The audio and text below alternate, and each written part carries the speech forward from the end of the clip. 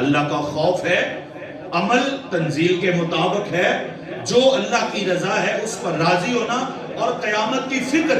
جب یہ انسان کے اندر یہ سارے پہلو، ان پہلو کی ایک ہی فکر ہے، وہ جس طرح ہم نے شعر سنا نا علامہ اقبال کا، وہ کہتے ہیں کہ خودی کو کر بلند اتنا کہ ہر تقدیر سے پہلے خدا بندے سے خود پوچھے بتا تیری رضا کیا ہے۔ اس پر جو ہے اگر اس کو ہم اس طرح پڑھیں کہ خودی کو کر بلند اتنا کہ ہر عمل سے پہلے، خودی کو کر بلند اتنا کہ ہر عمل سے پہلے بندہ خدا سے پوچھے بتا تیری رضا کیا ہے۔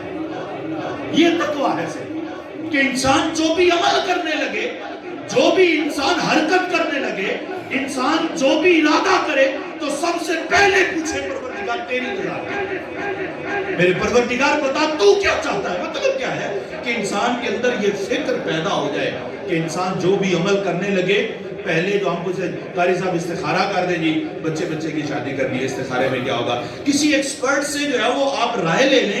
آپ یہ کاروبار کرنے لگے ہیں کہ اس کاروبار میں اونچ نیچ کیا ہے، نقصان و نفع کیا ہے، کہاں پر دکان کون سی لگانی چاہیے، کون سی نہیں لگانی چاہیے، کتنا انویسٹ کرنا چاہیے، کسی ماہر سے پوچھ لیں۔ آپ پر معاملہ پڑ گیا، کسی وکیل سے مشورہ لے لیں۔ ابھی یہ بھی کیا ہے کہ جس رب کے حضور ہم سب نے حاضر ہونا ہے، جو ہم دنیا میں عمل کر رہے ہیں اسی سے مشورہ کر لیں کہ پروردگار تجھے کیا پسند ہے۔ یہ ہم نے کبھی نہیں کیا، اور یاد رہے اسی چیز کا نام تقویٰ ہے۔